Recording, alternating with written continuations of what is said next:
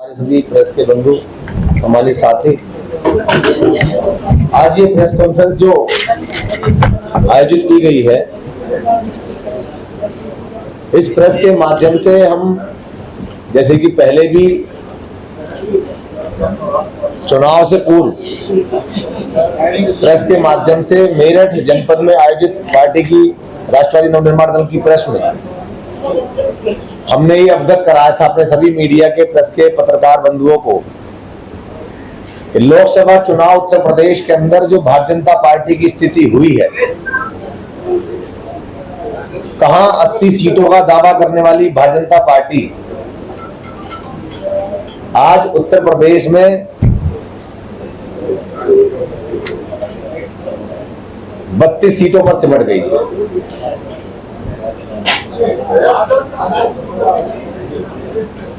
आज इनकी स्थिति उत्तर प्रदेश की पश्चिम से लेकर पूर्वांचल तक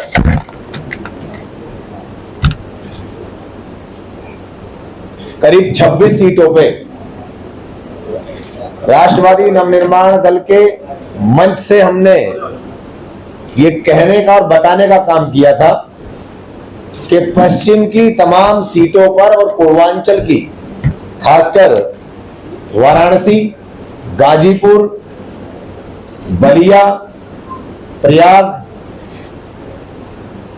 जैसी महत्वपूर्ण सीटों पर भी जहां त्यागी भूमियार समाज का वोट निर्णायक भूमिका में है, हम भारतीय जनता पार्टी को वहां से खदेड़ने का काम करेंगे। राष्ट्रवादी नवनिर्माण के साथ आज पूरे उत्तर प्रदेश के साथ साथ अन्य राज्यों में भी, हरियाणा, मध्य प्रदेश, राजस्थान, छत्तीसगढ़ और बिहार जैसे राज्यों में भी त्यागी भूमियार समाज का समर्थन राष्ट्रवादी नवनिर्माण दल को मिलने का और उनका आशीर्वाद मिलने का काम किया जा रहा है। आप सबको ये बता दें, पश्चिम उत्तर प्रदेश की जो महत्वपूर्ण सीटें हैं जिसमें त्यागी भूमियार समाज जो राष्ट्रवादी नवनिर्माण दल का कैडर वोट है, उसने भारतीय जनता पार्टी की क्या स्थिति लाके खड़ी कर दी है। इस गाजियाबाद लोकसभा के अंदर 2,60,000 त्यागी भूमियार समाज का वोट है। 2019 में यहां भारतीय जनता पार्टी 5,15,000 वोट के अंतर से चुनाव जीती थी और वही आज 2024 के अंदर जहां बहुजन समाज पार्टी को 59,525 वोट मिला और 2019 में 4,43,003 वोट मिला, यही गाजियाबाद के अंदर करीब 2 लाख वोटों के अंतर से भारतीय जनता पार्टी की जीत हुई। 2 लाख वोट उसको कम मिला। ये वो 2 लाख वोट है, सम्मानित पत्रकार बंधुओं, जिसने लगातार पिछले 2 वर्षों से भारतीय जनता पार्टी का बहिष्कार किया हुआ त्यागी भूमियार समाज का वोट है, जो उसको अब नहीं, आने वाले भविष्य में भी अब भारतीय जनता पार्टी को हासिल नहीं होगा। इसके साथ ही साथ हम लोग बात करेंगे एक विशेष सीट जहां प्रधानमंत्री जी नरेंद्र मोदी जी चुनाव लड़े, वो सीट वाराणसी लोकसभा पे हम बात करेंगे। वाराणसी लोकसभा पर गठबंधन प्रत्याशी अजय राय चुनाव लड़े हैं और उस सीट पर प्रधानमंत्री जी की जीत 2019 में 4,79,505 वोट से हुई थी और अब वो जीत घटकर 1,52,513 पर रह गई। सम्मानित साथी, ये वो देश के प्रधानमंत्री नरेंद्र मोदी है जो इतिहास में सबसे कम वोटों से जीतने वाले। इनसे पहले 1991 में चंद्रशेखर जी हुए थे और उसके बाद इन्होंने रिकॉर्ड बनाया।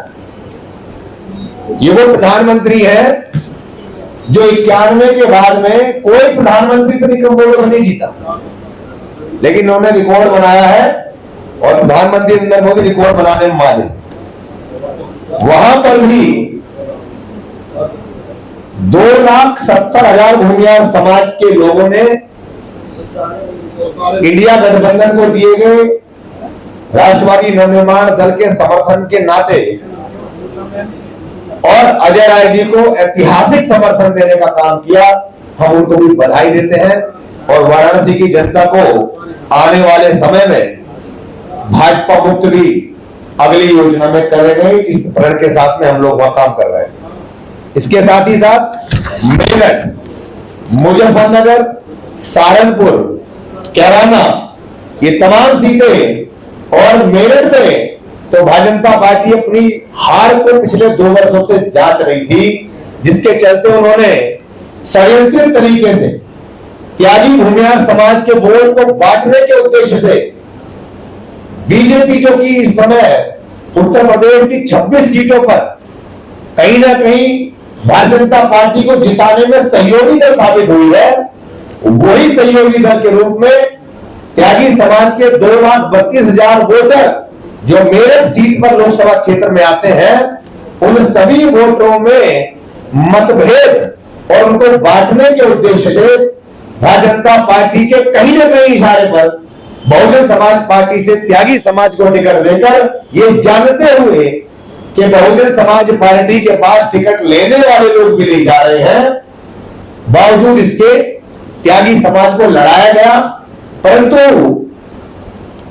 करीब करीब हमारे समाज से 90% वोट गठबंधन को जाने के बावजूद भी कुछ ग्रामीण क्षेत्र में जहां हमारे संगठन के लोग हमारी बातें नहीं पहुंच पाई, कुछ हमारे लोग वहां भटक गए और करीब 15 से 16,000 वोट जो हमारा बहुजन समाज पार्टी हुआ, इस नाते भारतीय जनता पार्टी वहां षड्यंत्रित तरीके से जीतने में कामयाब हुई। मैं आपको बताना चाहता हूं, मुजफ्फरनगर सीट पर जहां एक तरफ जयंत चौधरी जी राष्ट्रीय लोक दल का ऐतिहासिक समर्थन देकर संजीव बालियान जो केंद्र में मंत्री भी है, उनको चुनाव जिताने के लिए बड़ा परिश्रम पूरा लोकदल पूरी ताकत लगा के लगा हुआ था। उस सीट का सम्मानित साथी, उसका भी कुछ ऐसा ही हाल हमारे त्यागी भूमिहार समाज और राष्ट्रवादी नवनिर्माण दल के कार्यकर्ताओं ने करने का काम किया। मुजफ्फरनगर सीट पर जहां संजीव बालियान 2019 में 4,73,780 वोट पाए थे, वहीं इस बार 4,46,000 वोट पाए हैं और वोट का जो हारने का आंकड़ा है उनका, वो प्रत्याशी जो जीते हुए हैं डॉक्टर महेंद्र मलिक हरिंदर मलिक, उनको 24,672 वोट से उन्होंने हरिंदर मलिक जी ने हराने का काम किया है। मुजफ्फरनगर लोकसभा में करीब 65 गांव त्यागी बहुल समाज के हैं और त्यागी भूमिहार समाज के गांव जहां की मूल आबादी 1,37,000 है, इन्होंने भी ऐतिहासिक रूप से इंडिया गठबंधन को समर्थन दिया और एक विडंबना हमारे सामने उस जगह पर आई। वहां कुछ हमारे समाज के लोग जो संकल्पित हुए थे हमारे साथ और भारतीय जनता पार्टी के साथ में उन लोगों ने काम किया था, वो शुक्रताल में राष्ट्रवादी नवनिर्माण दल के तत्वाधान में हुई महासम्मेलन में सम्मिलित हुए और गंगा जल लेकर हाथ में उन्होंने प्रण लिया था कि या तो हम राष्ट्रवादी नवनिर्माण दल के कार्यकर्ता और उनको वोट देने का काम करेंगे और अगर हम भारतीय जनता पार्टी को इसी शर्तों पर छोड़ रहे हैं, परंतु हमारा दल चुनाव में ना जा पाने के कारण उन्होंने ये कहा कि हम किसी अन्य दल को वोट नहीं देंगे, जिसके चलते वो निर्दलीय प्रत्याशी के रूप में हमें समाज के वोट को रोकने के लिए श्री सुनील त्यागी जी को चुनाव लड़ाना पड़ा। हम उस मुहिम में कामयाब हुए और 71 से वोट जो भारतीय जनता पार्टी को जाती वो सुनील त्यागी जी के खाते में आई, तो कहीं ना कहीं संजीव बालियान जी के खाते में जोड़ने का काम उन्होंने नहीं किया और आज उनकी स्थिति आप लोगों के सामने है, आप देख पा रहे हैं। यही हालात सहारनपुर के अंदर राघव लखनपाल के साथ में और यही हालात करीब 55,000 वोटों ने कैराना के अंदर इंडिया गठबंधन को अपनी वोट देने का काम किया। इसके साथ ही साथ बिजनौर लोकसभा जो बड़ी ऐतिहासिक लोकसभा इस बार होने वाली थी, वहां करीब त्यागी समाज का 1,22,000 वोट पे जो अपनी पकड़ पार्टी की धन्यवाद की है, वहां भी हमने अपना प्रत्याशी जो चुनाव जीतने वाले थे उनका पिछली बार वहां से मनुक नागर गठबंधन के प्रत्याशी थे और बसपा, सपा और रालोद का गठबंधन था। भारतीय जनता पार्टी वहां राजा भरतेंद्र सिंह को चुनाव लड़ा रही थी और आज के समय बसपा ने वहां पर विजेंद्र सिंह को चुनाव लड़ाकर कहीं ना कहीं जो गठबंधन के प्रत्याशी है दीपक सैनी, उनके वोट को काटने का काम किया और बड़ी संख्या में 2,18,986 वोटों को काटा गया। और उसका कारण सिर्फ यही था कि कहीं ना कहीं त्यागी समाज का जो 1,22,000 वोट था वो गठबंधन के प्रत्याशी को जाने का काम किया जा रहा था। वहां पर भी भारतीय जनता पार्टी के जो 400 बार की सुनामी नरेंद्र मोदी जी अपने भाषण में सुना रहे थे, उसका कोई असर देखने को नहीं मिला। 37,508 वोटों से मात्र वहां लोकदल और बीजेपी गठबंधन का चुनाव प्रत्याशी जीता है। ये कोई ऐतिहासिक जीत नहीं है हमारे साथियों। हाँ, देखिए उसका रीजन था, मैंने एक अखबार में अपना एक नोट भी लिखा था कि जो मंदिर का उद्घाटन हुआ है वो ठीक नहीं था, उसमें गुंबद नहीं था और इलेक्शन से पहले ही हनुमान जी की प्रतिमा खंडित हो गई थी, उनका एक हाथ टूट गया था। अगर वो अखबार की जो मेरा राइटअप है उसको देखेंगे आप, मैंने उसी वक्त बोला था कि ये अच्छे संदेश नहीं है, इसलिए यहाँ से हारे हैं मोदी जी और जो उन्होंने धोखा दिया है अयोध्या वासियों को, पूरा अवध इसलिए हारा। डॉक्टर साहब, चर्चा है कि डॉली शर्मा से मिलने गए इसलिए हार गए। नहीं, देखिए जो डॉली शर्मा जी हैं उनसे तो हमारा कोई ताल्लुक नहीं था, उन्होंने फोन जरूर किया था, लेकिन जो विनीत है जो अध्यक्ष हैं गाजियाबाद के, उनसे फोन पे हमारी बात हुई थी, पर ऐसा कोई समर्थन वाली बात हमने किसी को नहीं किया था। उपचुनाव के लिए आप कितना तैयार हैं व्यक्तिगत रूप से अगर मौका मिलता है तो? वो देखिए, ये जो मुद्दा है ये पार्टी का मुद्दा है, ये पार्टी का मुद्दा है। कोई एक आदमी से पार्टी नहीं बनती है, जो सेंट्रल कमेटी है वो इसका डिसीजन लेगी और अगर सेंट्रल कमेटी लड़ेंगे या नहीं लड़ेंगे का पार्टी कहती है? नहीं, अगर पार्टी कहती है तो हम तो पार्टी के छोटे से कार्यकर्ता है, हम क्यों नहीं चुनाव लड़ेंगे? मतलब आज से विधायक करना शुरू कर दें? नहीं नहीं, बिल्कुल नहीं, बिल्कुल ये पार्टी का जो सेंट्रल कमेटी है वो डिसाइड करेगी। चर्चा है कि इस बार विधायक चुनाव के लिए महानगर अध्यक्ष संदीप शर्मा दावेदार है, अगर वो खड़े होते हैं तो आपके वो देखिए, मैं आपको 2-3 मुद्दे बता देता हूँ, आप समझ लीजिए उन बात को। माननीय सुप्रीम कोर्ट ने 1988 में बोला था कि सबको पीने का पानी मिलना चाहिए। आज की तारीख में सबको गंदा पानी मिल रहा है, 126 जगह शहर में गंदा पानी है, आप सब लोग भी छापते हैं, देखते हैं। माननीय सुप्रीम कोर्ट के आदेश की अवहेलना हो रही है। दूसरी बात, अस्पताल में आईसीयू के बिना ऑपरेशन नहीं होना चाहिए, ये माननीय सुप्रीम कोर्ट ने 2017 में 8 सितंबर को वर्डिक्ट दिया था।